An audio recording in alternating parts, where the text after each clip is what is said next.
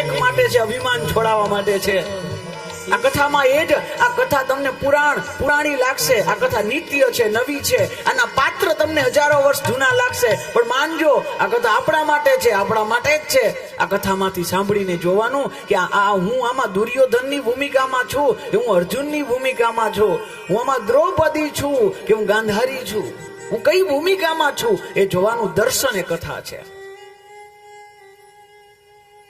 वो डूबते डूबते भी, वो तैरते तैरते भी डूब गए. वो तैरते तैरते भी डूब गए जिसको खुद पे गुमान था.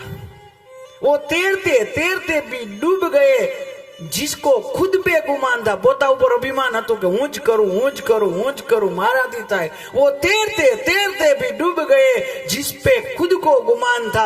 वो डूबते डूबते भी तैर गए जिस पे मेरा कृष्ण मेहरबान था, मेरा कान्हा मेहरबान था. એ તરી ગયા એની ઉપર એમની કૃપા હોય, પ્રભુની કૃપા થાય, કોકને કઈ કામ આવી. આ દેહ છે, આપણે એ ઋષિઓના સંતાન છીએ કે પોતે પોતાના હાડકા દઈ દે એના વજ્ર બનાવે, પોતાનું હાડકું દઈ દે વજ્ર બનાવે, જીવતે જીવતા હાડકા.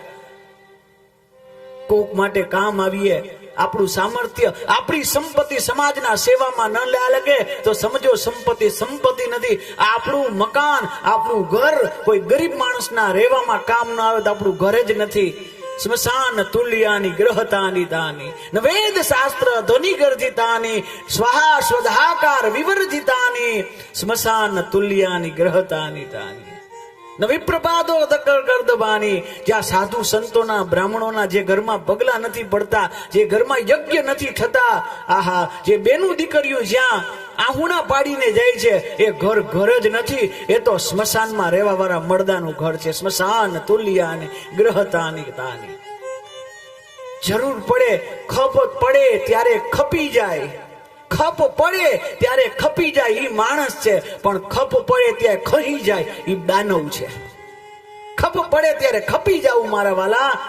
અરે કેટલાય તો લોખંડ જેવા હોય, પૈડા કટાઈ જાય. ઘણા લોખંડ જેવા હોય, પૈડા કટાઈ જાય મારા વાલા.